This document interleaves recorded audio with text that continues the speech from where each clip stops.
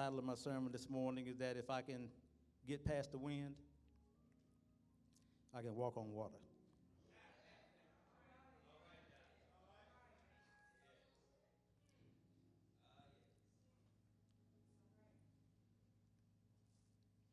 On a hot summer day, the Earth's surface is heated by the sun. The Earth's surface heats the air just above the surface through the process of conduction.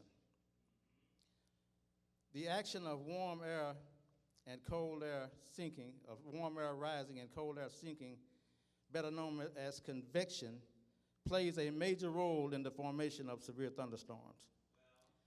If the warm surface air is forced to rise, it will continue to rise because it is less dense than the surrounding air.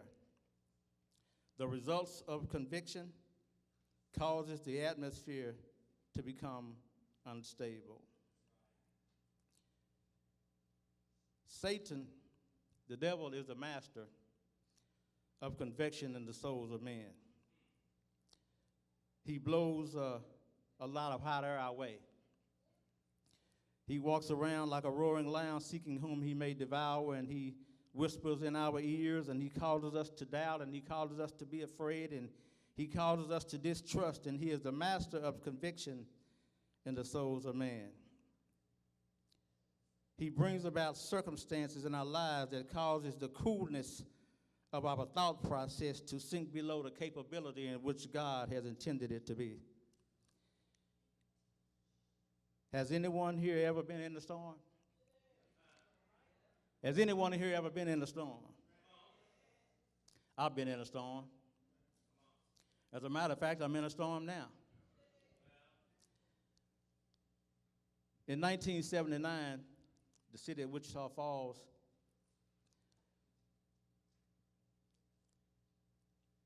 a storm was brewing in Oklahoma. The weather forecasters had predicted that Wichita Falls was safe because we were in a hole and because we had the Red River, that the storm would not cross over the Red River. And to some degree, they were correct. But I stopped by to tell you that storms have a mind of their own. And so as the storm approached Wichita Falls, it veered to the west, and it came around the west and went down south and came from the southwest part of Wichita Falls, and about 30 to 45 minutes later, half of the city of Wichita Falls had been destroyed. They did the estimation of that storm, and they determined at that time that the winds in that storm were well above 200 miles an hour. I don't know about you this morning, but there's a storm coming. See, there seems to be a misconception about life when we give our lives over to Jesus. You see, some people believe that when you give your life over to Jesus, that everything is going to be okay. But I stopped by to tell you that the moment you make a decision to follow Jesus all the way, storms are already developing. Whenever we decide to follow Jesus, it's not going to get any easier. It's going to get worse. Storms develop the very moment you make that decision. However, before every storm, there's a warning, and God is sending his people a warning of the impending storm that is developing in the not-so-distant future. Whenever storms arise, we hear the sirens go off. Sometimes we're sleeping and the sirens go off, and we're listening to the news, and the weathermen are giving forecasts about the impending storm that is coming our way. And I stopped by to tell you that there's an impending storm coming our way. Most of the time, for some of us, most of us, storms arise when we're sleeping. And this morning, I stopped by to tell you that the storm that's coming our way is unfortunate for some of us because God's church is sleeping. So God is sending us a strong warning. You see, the scene in Mark chapter 6, verses 45 through 52 is a midnight scene. Jesus had been preaching all day, and he had been ministering all day, and he had been healing all day, and now the time was short, and the people were crowding up on him, and he was trying to get away so he could have some time alone with his Father, and the time got away from him, and as time got away from him, he looked out over the crowd. The text says that he looked out over the crowd, and he saw the crowd, and he had compassion on them because they were like sheep without a shepherd, and they had nothing to eat. And so he asked his disciples to give them something to eat. And the disciples made the statement, they said, well, we don't have anything to eat. Let's send them away so they can go and buy them something to eat. And Jesus said to them, you give them something to eat.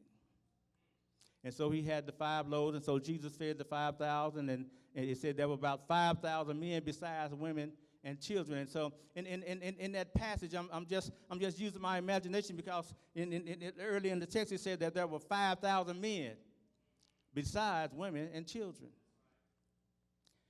Now I'm just fool enough to believe that each man, those 5,000 men, each man had a wife.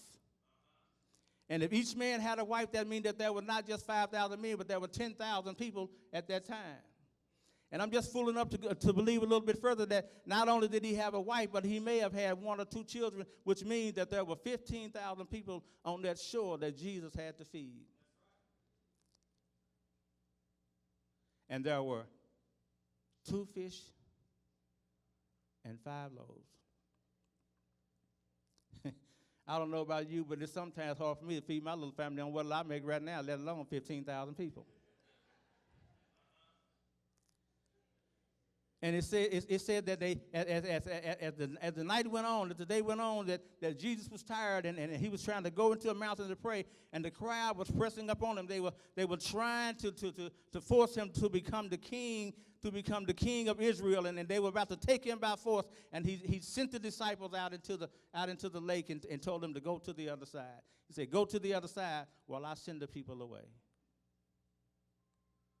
And he sent the people away, and the text says that Jesus went up into a mountain to pray. That's a lesson for us, because Jesus, the creator of the world, if he himself spent hours in prayer along with his Father, how much more should we try to gain power through our Father by praying as well? The text says Jesus was alone in the mountain to pray, and Jesus spent hours alone in prayer with his Father. The reason why some of us don't have power is because most of us try to pray during the commercials of our favorite TV shows.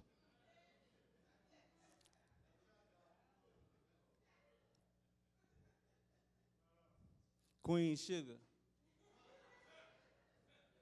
Empire, Underground, Family Feud. And we find ourselves in a storm, and we wonder why we don't have any power. It's because we don't take time out to pray. And the text said that Jesus had sent the disciples away. The scene is a midnight scene. And it says that Jesus, as he went up into the mountain to pray, that he saw his disciples toiling in their labor. In other words, the disciples knew that the storm was there, and they were doing everything in their own effort to try to get out of the storm. But I stopped by to tell you this morning that there's nothing we can do to get out of the storm on our own. Well, all we have to do is keep our eyes on Jesus, and we will make it through the storm. I don't know about you this morning, but I'm in a storm.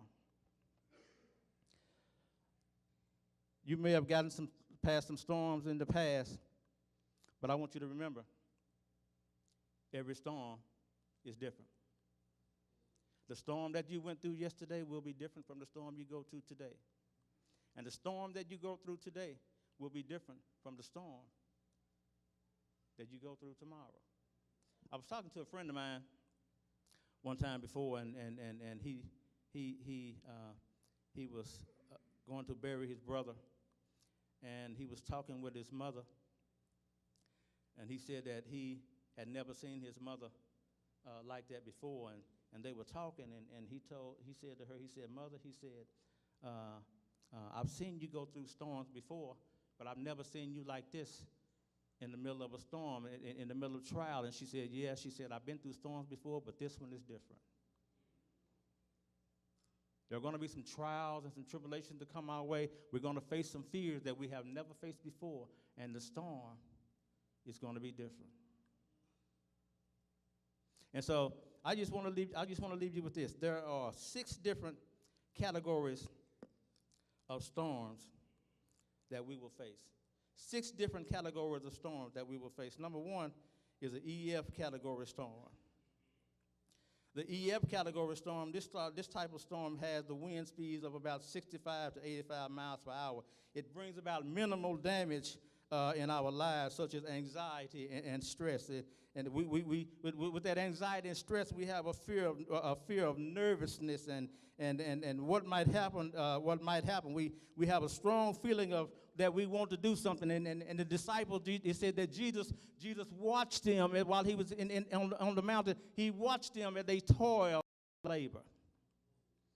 They were trying to man the storm on their own, but all they had to do was keep their eyes on Jesus. Number 2 is the EF1 category storm. It carries wind speeds of about 86 to 110 miles an hour. It brings about moderate damage such as anguish, and it causes some of us, most of us, if not all of us, to be uncertain about something. The disciples were uncertain about what to do. They were uncertain about whether or not Jesus even cared for them because he's the one that sent them out to the sea. See, sometimes when we bring about hardships on ourselves, God will allow the storm to come our way to check us and to test our faith in him. And the disciples, they were on the water and they were in the boat and they were toiling in their labor.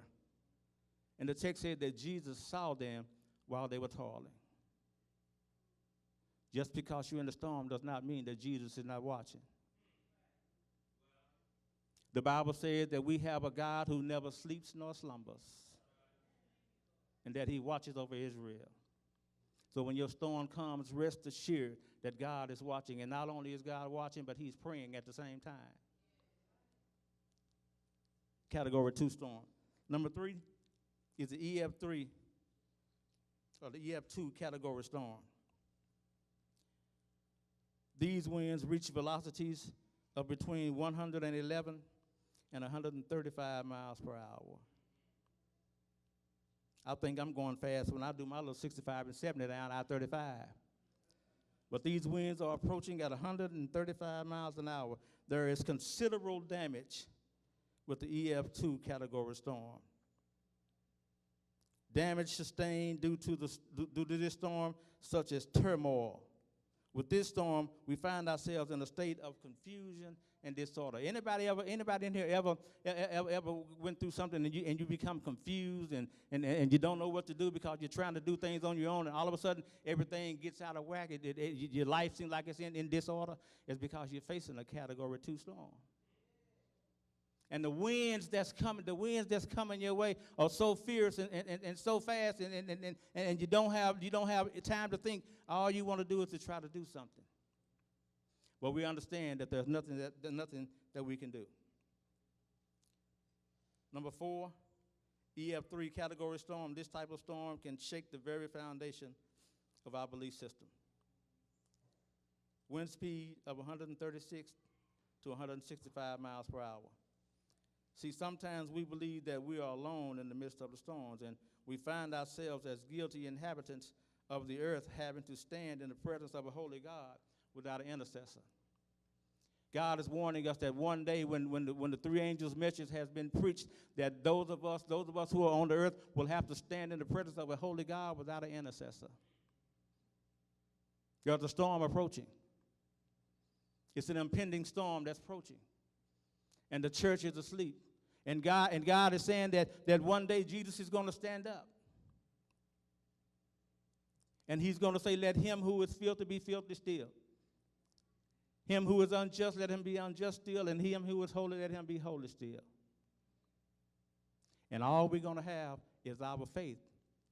And the disciples struggled only in the wind, in the storm that they were in. And the reason why they struggled because they forgot the lesson that they had to learn with the feeding of the 5,000. There's a lesson in the feeding of the 5,000. And the lesson was that whenever you seem like you don't have anything at all, your total dependence should be upon God and God alone. If they had remembered the lesson of the 5,000, they would not have ever struggled in the midst of the storm in the sea. And the text says that the wind was contrary unto them, which means the wind was going one way and they were trying to go another way. And what's surprising is that these fishermen, they had been on that lake before and they had faced storms before and they had guided their boats through storms before. But for them tonight, this storm was different. It was a different storm. It was one storm that they could not handle on their own. Number 5, EF4 category storm creates devastation with winds ranging from 166 to 200 miles per hour.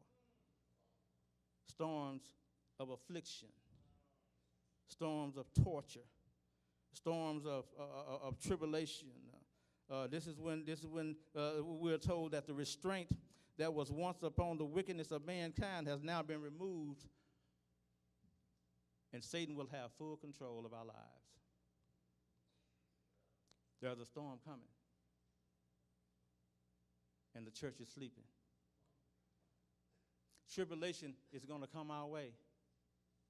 Members of our own household are going to be turning us in. The spirit of prophecy tells us, Revelation 14 tells us that God's wrath in this type of storm is going to be poured out without mixture. Which suggests to me now that the storms that we face and the winds that come our way are held back with the grace and mercy of God right now. But there is a time coming when all of mankind's anger will be let loose, when all of mankind's hatred will be let loose, when all of the things that man can desire in his heart are going to be let loose, then God is not going to be there in our presence. But we can be rest assured that just because he's not present doesn't mean he's not watching. The text said that he watched them as they toiled in their labor. We need to stop trying to do things on our own. Whenever we face a storm and whenever winds come our way, the first thing we need to do is fall on our knees. Jesus knew the storm was coming. And because he knew the storm was coming, Jesus went away into a mountain to pray. And his prayer was not for himself, but it was for mankind. He saw the storm in the distance, and yet he sent his disciples anyway into the storm.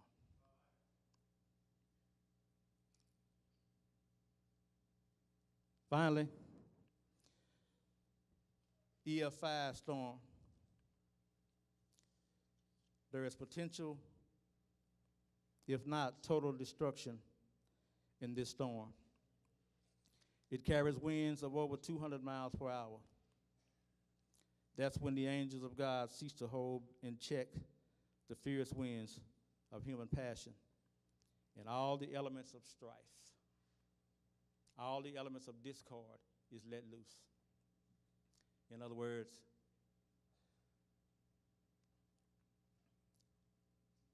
that's when all hell is going to break loose.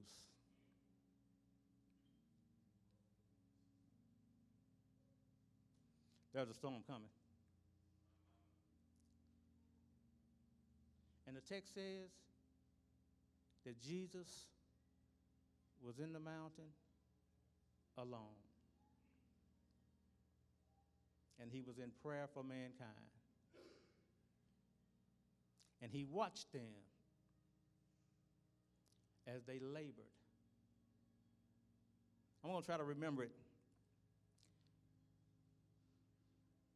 I read it in the Greek.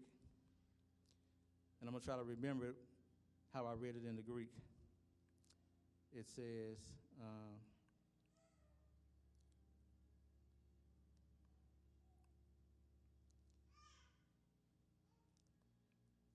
let me go back.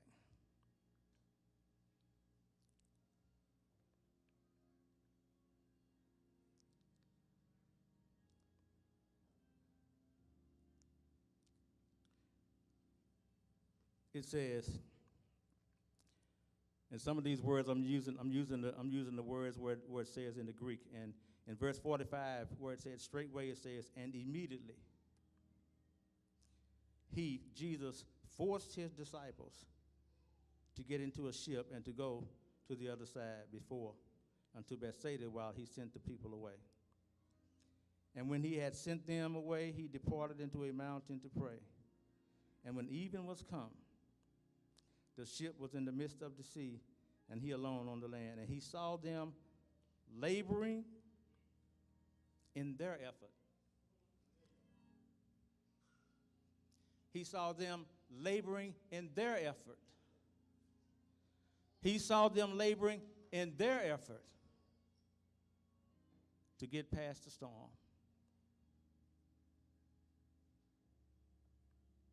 And it says that while he was watching and he saw them laboring, and he realized that they were not going to be able to get out on their own. And it says that, that in the fourth watch of the night, Jesus came walking on the water. Remember, the scene in Mark is a midnight scene, so that means that in the fourth watch of the night, Jesus came walking to his disciples. It was 3 o'clock in the morning. From the time the sun had set until 3 o'clock in the morning, the disciples were fighting the winds in the sea. Sometimes storms don't last the way we want them to last. Sometimes they last longer than we want them to last. Sometimes they last shorter, but the storm is coming.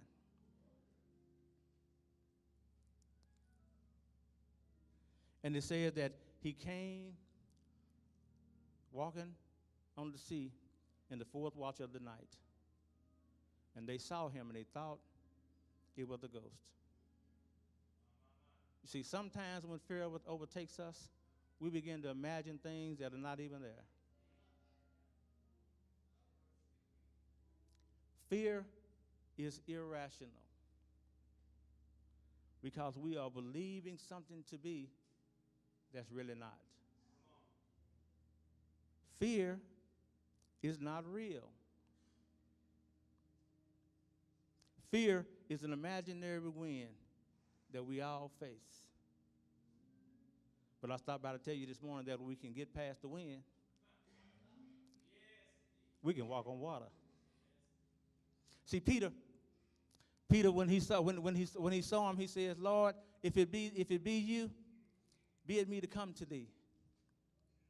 And Jesus said, come. And Peter started out with his eyes on Jesus, and he started out walking on the word of God, but he saw the winds in the distance. See, a lot of us start out walking with Jesus, and we have our eyes on the word of God, and all of a sudden the winds come and they begin to blow. Whether it's an EF0 or EF5 category storm, we see the winds blowing, and all of a sudden we begin to sink. And when we begin to sink, the problem is that we're no longer walking on the word of God, but we're trying to walk in the word of God.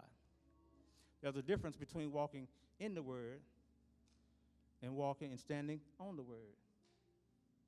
See, for Peter, when he started to walk in the word, his feet began to get wet, and he began to sink. But Jesus never wavered, and he walked on the water. I stopped by to tell you this morning is that when the storms come, don't waver. Remember the lesson of the 5,000. We have total dependence upon Jesus. And when we totally depend upon Jesus, when we get past the winds, we can walk on water. We can walk on our fears. And we trust Jesus. I don't know where you are in your walk this morning. I don't know where you are in your life this morning. I don't know what storms you may be facing, even if you're facing a storm this morning. But I'm in a storm.